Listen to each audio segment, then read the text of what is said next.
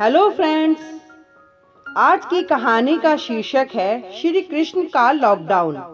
तो चलिए शुरू करते हैं आज की कहानी।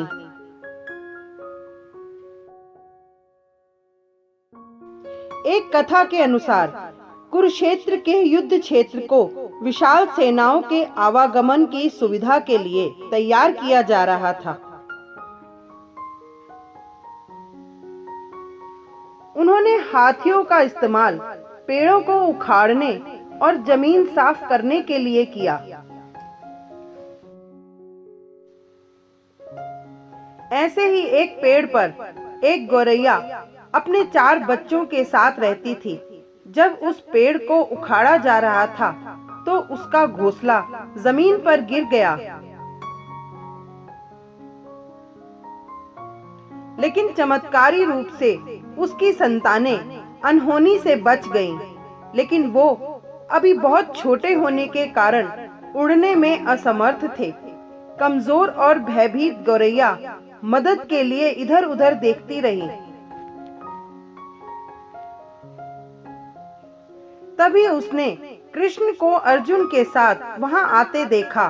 वे युद्ध के मैदान की जांच करने और युद्ध की शुरुआत से पहले जीतने की रणनीति तैयार करने के लिए वहां गए थे।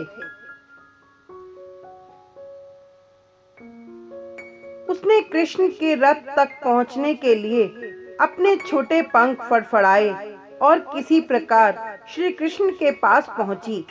हे कृष्ण, कृपया मेरे बच्चों को बचाएं, क्योंकि लड़ाई शुरू होने पर कल उन्हें कुचल दिया जाएगा।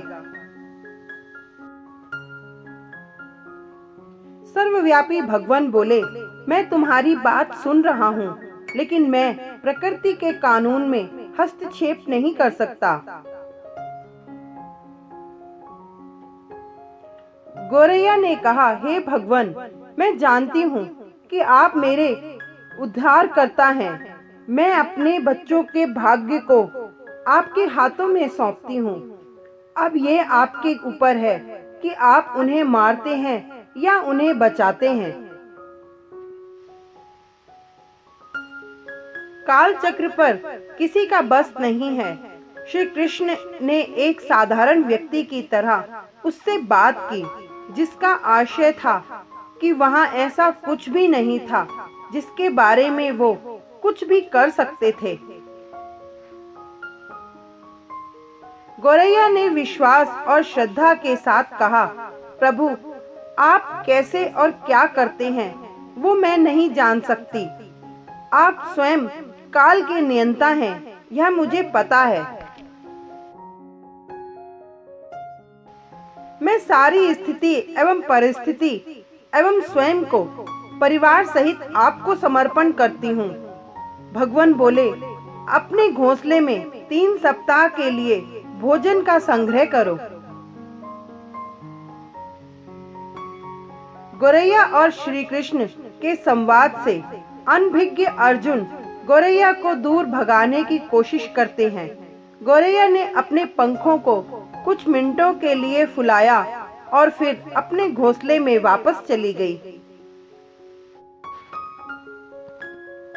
2 दिन बाद शंख के उद्घोष से युद्ध शुरू होने की घोषणा की गई। कृष्ण ने अर्जुन से कहा कि अपने धनुष और बाण मुझे दो। अर्जुन चौंके, क्योंकि कृष्ण ने युद्ध में कोई भी हथियार नहीं उठाने की शपथ ली थी। इसके अतिरिक्त अर्जुन का मानना था कि वह ही सबसे अच्छा धनुर्धर है। मुझे आज्ञा दें भगवान, अर्जुन ने दृढ़ विश्वास के साथ कहा, मेरे तीरों के लिए कुछ भी अभेद्य नहीं है।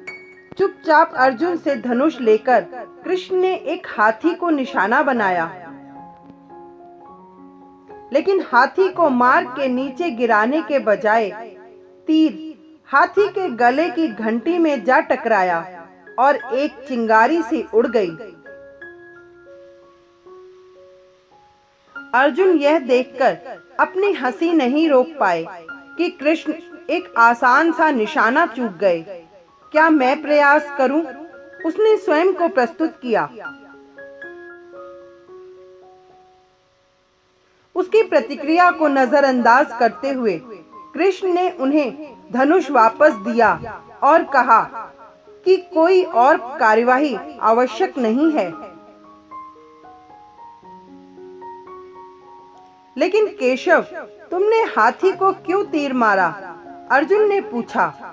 क्योंकि इस हाथी ने उस गौरैया के आश्रय, उसके घोंसले को, जो कि एक पेड़ पर था, उसको गिरा दिया था।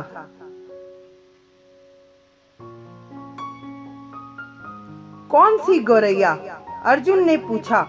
इसके अतिरिक्त हाथी तो अभी स्वस्थ और जीवित है, केवल घंटी ही टूटकर गिरी है। अर्जुन के सवालों को खारिज करते हुए कृष्ण ने उसे शंख फूंकने का निर्देश दिया। युद्ध शुरू हुआ। अगले 18 दिनों में कई जानें चली गईं। अंत में पांडवों की जीत हुई। एक बार फिर कृष्ण अर्जुन को अपने साथ सुदूर क्षेत्र में भ्रमण के लिए ले गए। कई शव अभी भी वहां हैं, जो उनके अंतिम संस्कार का इंतजार कर रहे हैं।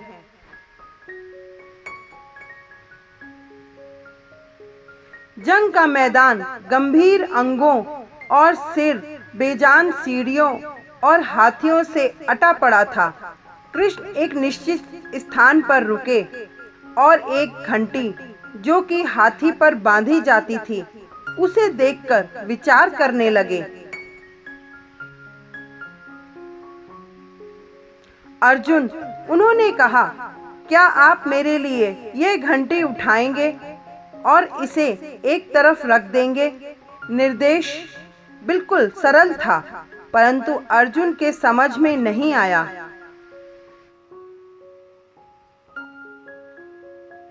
आखिरकार विशाल मैदान में, जहां बहुत सी अन्य चीजों को साफ करने की जरूरत थी, कृष्ण उसे धातु के एक टुकड़े को रास्ते से हटाने के लिए क्यों कहेंगे?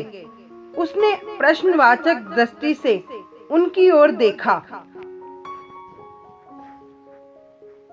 हाँ, यह घंटी, कृष्ण ने दोहराया। यह वही घंटी है जो हाथी की गर्दन पर पड़ी थी, जिस पर मैंने तीर मारा था। अर्जुन बिना किसी और सवाल के भारी घंटी उठाने के लिए नीचे झुका। जैसे ही उन्होंने इसे उठाया, उसकी हमेशा के लिए जैसे दुनिया बदल गई। 1 2 3 4 और 5 4 युवा पक्षियों और उसके बाद एक गौरैया उस घंटी के नीचे से निकले। बाहर निकल के माँ और छोटे पक्षी कृष्ण के इर्द गिर्द मंडराने लगे एवं बड़े आनंद से उनकी परिक्रमा करने लगे। 18 दिन पहले काटी गई एक घंटी ने पूरे परिवार की रक्षा की थी। मुझे क्षमा करें, हे कृष्ण, अर्जुन ने कहा। आपको मानव शरीर में देखकर और सामान्य मनुष्यों की तरह व्यवहार करते हुए मैं भूल गया था कि आप वास्तव में कौन हैं।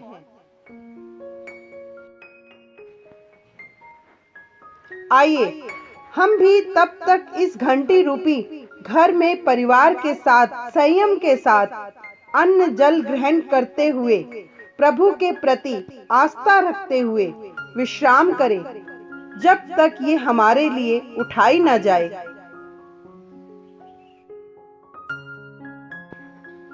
घर में रहें, सुरक्षित रहें, सदैव प्रसन्न रहिए। जो प्राप्त है पर्याप्त है।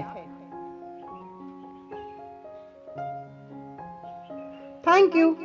यदि ये कहानी अच्छी लगी तो प्लीज लाइक कीजिए, सब्सक्राइब कीजिए, शेयर कीजिए, कमेंट कीजिए, बेल दबाना मत भूलिएगा।